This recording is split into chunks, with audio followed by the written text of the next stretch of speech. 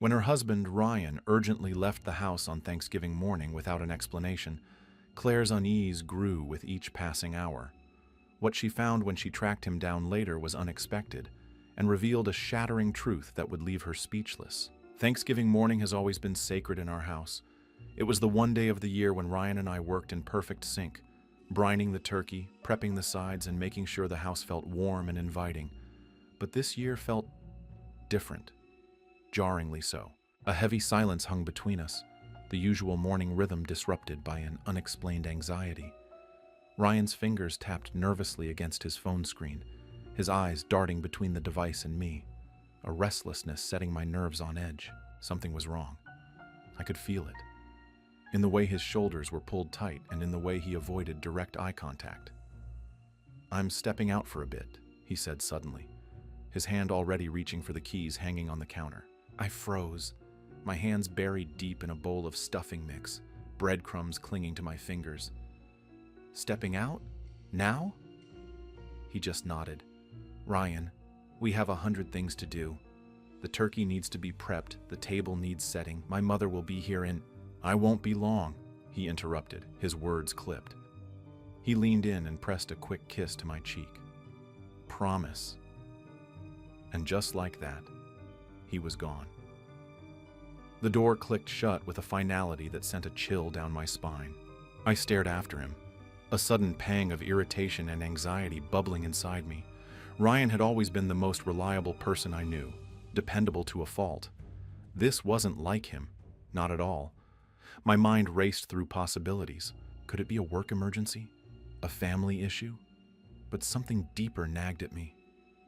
An intuition that whispered this was more than a simple errand.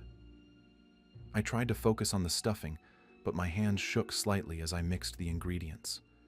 My thoughts kept circling back to Ryan's strange behavior. Minutes turned into an hour, then 2. And with each passing moment, the knot of worry in my stomach grew tighter. By noon, the house was a chaotic symphony of family drama and culinary stress. Relatives packed every corner of our home. The oven timer shrieked every 5 minutes like a desperate alarm, each beep drilling into my already frayed nerves. And Ryan, still gone, vanished. His phone became a black hole of silence, sending every call directly to voicemail. My mother-in-law materialized beside me just as I was wrestling with a tray of rolls, my hands trembling enough to make the ceramic rattle dangerously close to the floor. Her perfectly manicured eyebrow arched, that signature look that had always made my skin crawl. "Where's Ryan?" she asked, her voice dripping with a practiced blend of concern and judgment. "Out," her lips pursed. "Out? On Thanksgiving?" I manufactured a smile so fake it felt like my face might crack. "I'll check on him." I called him again, but his phone was switched off. Strange. Ryan had never done this before. Where could he have gone, especially on Thanksgiving, when he was supposed to be here with family? 1,000 thoughts haunted me as I kept picturing him, leisurely sipping coffee somewhere, completely unbothered by the hurricane of preparation and expectation I was navigating alone. The family, the meal, the endless expectations. My hands clenched and unclenched, suspicion building like a pressure cooker about to explode. I couldn't take it anymore. Grabbing my coat, I muttered something vague about an errand. No one would question me. They were too absorbed in their conversations and their own little dramas. As I walked out, the door closing behind me felt like a declaration of war. Against what? I wasn't entirely sure, but something had to give, and I was going to find out exactly what was going on. I drove around town, my knuckles white against the steering wheel, checking his usual spots with increasing desperation. The coffee shop where he often grabbed his morning brew? Empty, the chairs neatly stacked, and no trace of Ryan. The hardware store, where he would spend hours lost in weekend project fantasies? Closed tight. The parking lot, a desolate landscape. By the time I swung by the park, our park, where we'd first met years ago, my anger had started to dissolve, replaced by a creeping sense of fear. The same park bench where Ryan had proposed now seemed to mock me, like a silent witness to my growing panic. What if something had happened to him? An accident? A sudden emergency? Oh my God. My imagination spiraled, conjuring increasingly wild scenarios. A medical crisis, a mysterious work emergency, an unexpected situation. Each possibility felt more terrifying than the last. I pulled into a random parking lot, the world around me blurring into a haze of uncertainty. My breath came in short, sharp bursts. The steering wheel felt like my only anchor to reality. And then, my phone buzzed. Ryan's location popped up on my screen. A diner on the absolute outskirts of town. A place I'd never even known existed, tucked away like a secret waiting to be uncovered. Relief crashed through me. It nearly brought tears. He was alive. He was okay. But that relief was instantly tangled with a sharp, burning irritation. What could be so important that he'd disappear on Thanksgiving? What possible reason could justify leaving me alone, drowning in family expectations and meal preparations? I didn't stop to think. Didn't pause to rationalize or calm myself. I threw the car into drive, tires squealing slightly against the asphalt, and headed straight to the diner. Whatever was happening, I was going to get answers. The diner's neon sign flickered weakly against the gray sky. I parked with a sudden, jerky motion, my heart racing faster with each passing second. I stormed inside, ready to unleash the full force of my bottled-up frustration. The diner's warm air enveloped me, thick with the smell of burnt coffee and forgotten dreams. Then, I saw him. Ryan was sitting in a corner booth, tucked away from the world's prying eyes. Across from him sat an older man whose entire existence seemed to speak of hardship. His clothes were shabby, his hands calloused, and his eyes seemed like they had seen too much. My husband's favorite coat, the one I'd carefully selected last Christmas, the one he wore on our most precious winter walks, was draped protectively over the man's shoulders. I froze, my anger suddenly feeling small and insignificant. "Claire, what are you—" Ryan gasped, noticing me before I could unleash the torrent of questions burning inside me. "What's going on, Ryan? What are you doing here?" The older man shifted uncomfortably, starting to rise from the booth, clearly sensing the tension. His movement was slow and weary. "George, please stay," Ryan said, placing a gentle hand on his arm, a gesture so tender, so unexpected that it momentarily stunned me. Then he looked at me, his eyes filled with hope and vulnerability. "Claire, I can explain." Ryan's explanation unfolded like a delicate piece of origami, each word carefully placed, each moment revealing another layer of humanity. He described seeing George rifling through a dumpster behind the grocery store that morning. "I wanted to buy a pack of cigarettes. I thought it would drive you mad if I told you. But just as I was about to enter the store, I saw him. I couldn't just ignore him, darling. Something in his eyes. He looked so cold and hungry.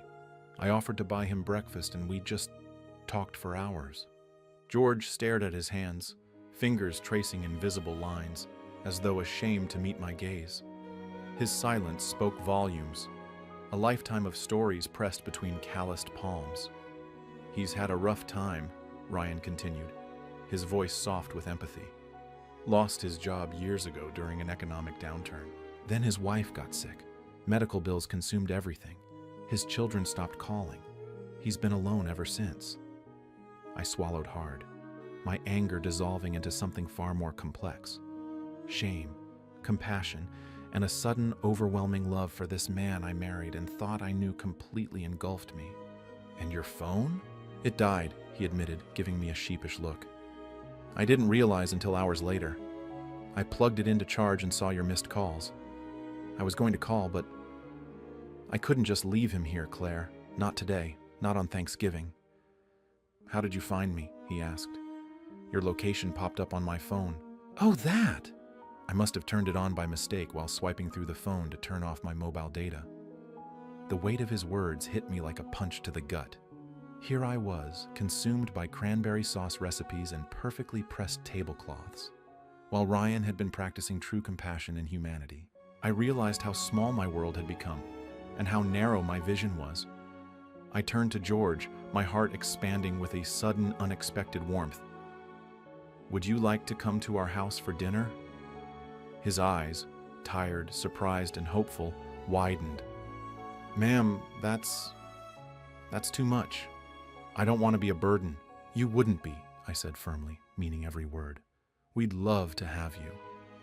And just like that, our Thanksgiving was transformed into something real, raw, and genuinely meaningful. The house fell silent when we walked in, a collective breath held in suspended judgment. My mother-in-law's eyes darted like razor-sharp reconnaissance, scanning every inch of George, from his worn shoes to his slightly trembling hands. Her lips pursed into a thin line of disapproval. "This is George," I said, as a small smile bloomed on his face. "He's here to celebrate Thanksgiving with us." For a moment, time seemed to freeze. Then Ryan stepped forward, his movements gentle and purposeful, helping George out of his coat with a tenderness that spoke volumes. "Here, let me help you," Ryan murmured, draping the coat carefully over a chair. My dad, bless him, broke the silence. He cleared his throat and pulled out an extra chair. "Sit down, George. You must be hungry." My uncle, never one for subtlety, approached with a plate. "Let's get you some food, buddy," he said, piling the plate high with turkey, mashed potatoes, and all the trimmings. "You look like you could use a good meal." George's initial hesitation melted visibly. "Thank you," he said softly, his eyes brimming with tears. The room gradually warmed up, not just from the fireplace's heat, but also from something more profound. Laughter began to bubble up and conversation flowed more naturally. George, initially rigid, started to relax. He swapped stories with my dad, his storytelling skills emerging unexpectedly. "I used to work in construction," George shared, a glimmer of his past life sparkling in his eyes. "Back in '82, we were building the downtown bridge." My cousin, mid-drink, suddenly burst out laughing at one of George's jokes, nearly spitting out his beverage. The room erupted in genuine, unrestrained laughter. As the evening wound down, George approached me, his eyes glistening with an emotion too profound for words. "Thank you. You've given me more than you know." His arms wrapped around us in a hug that spoke of gratitude and healing, a moment more powerful than words could express. Ryan and I walked him to the street, our steps in sync.